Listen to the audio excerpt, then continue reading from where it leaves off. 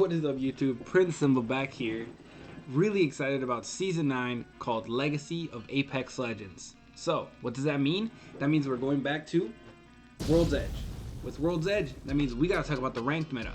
We gotta talk about the new changes, what characters are trending up, what characters are trending down, and of course, we gotta talk about where Valkyrie is gonna fall into all of this. So, that's Big Brain, the new ranked meta. Let's discuss, let's think about it, so you guys are ready for the new season. So guys, let's dive straight in. Before we get into the Legends, I want to really mention World's Edge. Mention how different it is from the other maps, how balanced I think it is. So, it's much bigger than King's Canyon. It does not have the huge open fields or verticality of Olympus though. But I think it is a very happy medium. I think it's got some very good, cover in some areas, some big cities where there's a lot of buildings to hold, a lot of layers. And then there are some areas with very wide open areas where with minimal cover, with maybe just a few buildings. So I think it's a very good mixture of all of this, and I think this very good mixture and I think well balanced makes this map I think the only very perfect map in Apex Legends, or at least the best we have so far. But this balance and mixture of areas really allows a lot of legends to be useful and flourish if used correctly. So in going from Olympus to World's Edge, there aren't many legends with a huge drop off, in my opinion. Like when we went to KC to Olympus, some legends really did drop off. The legends right now that I see very affected are legends affected by the incoming new season, changes coming to those legends, with also the new incoming legends affecting other legends, pick rates going forward. But yeah, there's not going to really be a Caustic or Revenant sort of from when we went to King's Canyon to Olympus. It's going to have a massive drop off, at least in my opinion. But I do think there are a few legends that are going to move up a little bit, move down a little bit, but there are still some legends that reign supreme. So let's move into those. What are these legends? So, what legends, again, are going to be good regardless? So, your boy the Octane, still going to be top tier. Horizon, even though she's getting a little change to how she strafes in her tactical, still great. Wraith, always good. They got rid of low profile, so she's still very good. And then we are going to go to Gibby. Gibby, again, great for rotations, great for quick reses. The dome is amazing, the ultimate's good, and still very strong on World's Edge because there's still a lot of wide open areas that you need to rotate. Gibby, top tier. You may notice Bloodhound dropped off this list from my previous video, and you guys will see why in a little bit. Now, let's move on to the next question. What legends are bad that I don't even want you guys to waste, brain cells on? So, let's talk about this. This list really didn't change much from the last video. So this is really going to be, again, Mirage, Rampart, Fusey Boy, your boy Fuse, and Loba. I know a few of these characters are getting changes, but I know the Loba change really isn't changing my mind too much. Fuse, same thing. Not really changing my mind. They still seem really bad. Don't even waste your time trying to fit them in a team comp. Now, the thing that's going to be different from last video is I do have a bunch of neutrals, I want to call them, where they don't really trend up on this map, they don't really trend down. They are characters that I feel like if they fit your playstyle, if they fit your team comp, I think you're more than, they're more than usable on World's Edge because they all fit in their own specific niche and they are good in specific areas of World's Edge. Like I said, World's Edge has a lot of different variations of end zones and areas, so I think some fit better in some areas than others, but I think all in skilled teams, in proper team comps can be used. So this list of neutrals is going to start with Bangalore. We are going to then move to Pathfinder, Crypto, Watson, and Revenant. I think these all fit in a neutral category where I don't think they're top tier. I don't think they're bad. I think they are in a nice comfy spot where I said if a legend is used properly in a proper team comp, all these legends are going to be good, and skilled players and on skilled teams are going to be very useful with their respective abilities on World's Edge. So now, let's get into what you guys wanted to hear. So who's trending up, guys? Who is trending up? So, trending up, and I promise you she would be in this video, is Valkyrie. I think Valkyrie is going to come in extremely strong. I don't know if she'll come in as strong as Horizon, but everything I've seen in the trailer, everything I've heard talked about her, she seems like she's going to come in very strong. I think So I saw in the trailer that the build up for her to in her ultimate, if you guys haven't seen it, you guys can see the trailer playing in here in this video. It takes her about 4 seconds with her team to redeploy. So she redeploys you like if you're coming out of the dropship or taking a jump tower. She's basically an artificial jump tower.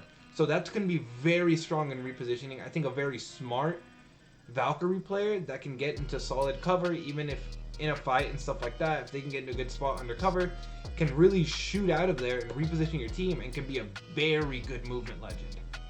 And can be very strong. Maybe the second highest movement legend behind only Octane's jump pad because of how long it takes. And I think you can't shoot, you can't do much when you're like tagging her to go up with her.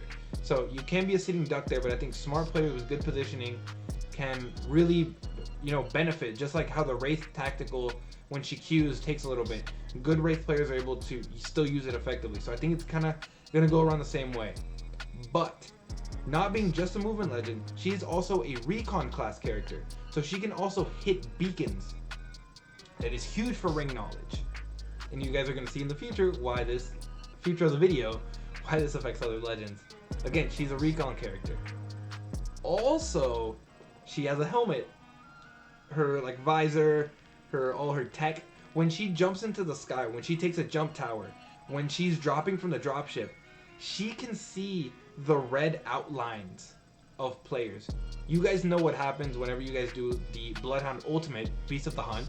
You guys see players highlighted in red. It's something very exclusive to Bloodhound. Well, it's also coming to Valkyrie. When she's in the sky deploying, flying, she will be able to see where players are. This will be super powerful when either coming out of the dropship, when either you guys made an escape using her ultimate, or just taking a jump tower late, trying to frantically get into zone. You guys will know exactly where teams are, so you can land safely.